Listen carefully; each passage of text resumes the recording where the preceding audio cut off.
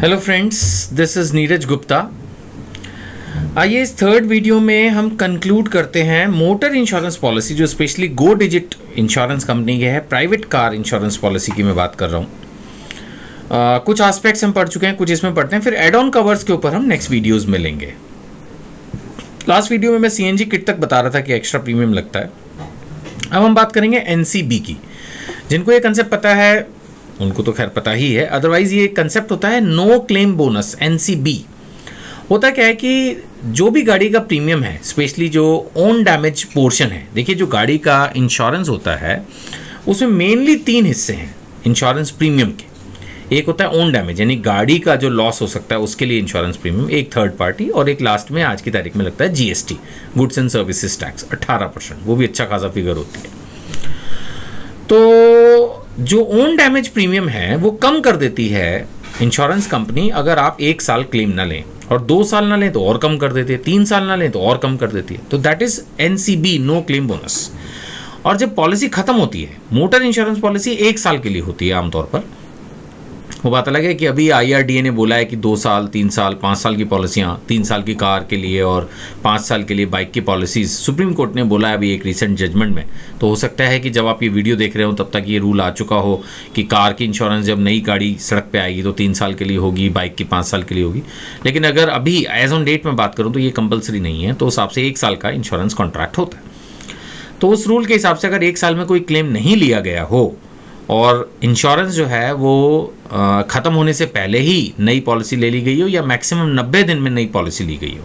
NCB renewal का मतलब जब पॉलिसी दोबारा से लेते हैं, मैक्सिमम 90 दिन, 3 महीने के अंदर एक तरह से गाड़ी का इंश्योरेंस दोबारा करा लेना होता है एक्सपायरी से पहले, तो ये बोनस मिल जाता है, नहीं तो फिर ये बोनस खत्म हो जाता है। तो जो रिन्यूअल पीरियड है वो मैक्सिमम 90 डेज है, और अगर 1 साल पूरा हो गया हो तो 20% का प्रीमियम पे डिस्काउंट मिलता है। यानी अगर 5,000 में ओन डैमेज पोर्शन का इंश्योरेंस हुआ था तो उस पर 20% डिस्काउंट मिल जाएगा।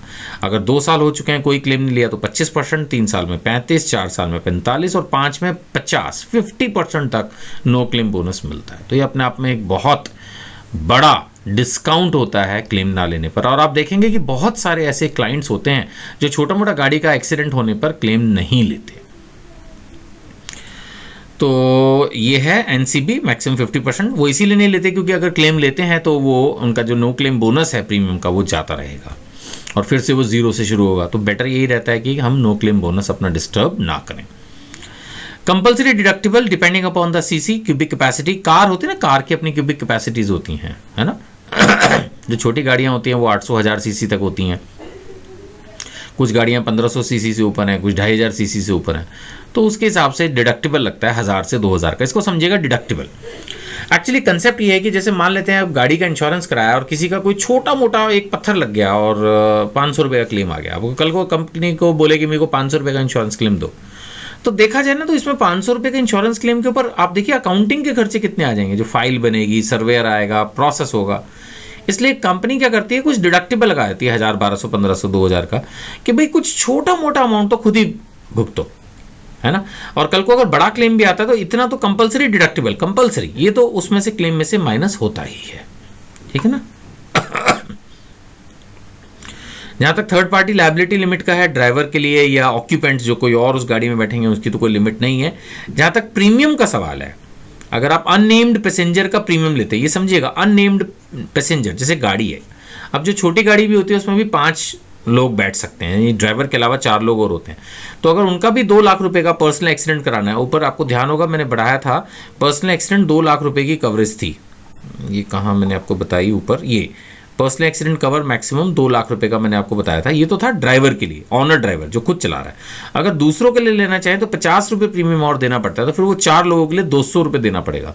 क्योंकि अगर गाड़ी की लीगल कैपेसिटी 5 है, एक का तो कवर आपने करा ही लिया, तो 2 और इसमें 4 और लोगों को कवर करना है, तो 50 रुपीज़ के हिसाब से 2 लाख रुपए सबका इंश्योरेंस हो जाएगा। इसी तरह से पेड ड्राइवर है तो उसका भी 50 रुपये लगेगा, उसको भी 2 लाख की कवरेज मिल जाएगी। और आखिरी पॉइंट इसके अंदर ये है कि जो आईडीवी की वेरिएशन अलाउड है वो 10% है। यानी कि अगर आपकी आईडीवी 4 लाख रुपए बनती है और आप उसमें 3,60,000 तक इंश्योरेंस कराना चाहें या 4,40,000 तक इंश्योरेंस कराना चाहें तो वो इसके अंदर अलाउ किया गया है।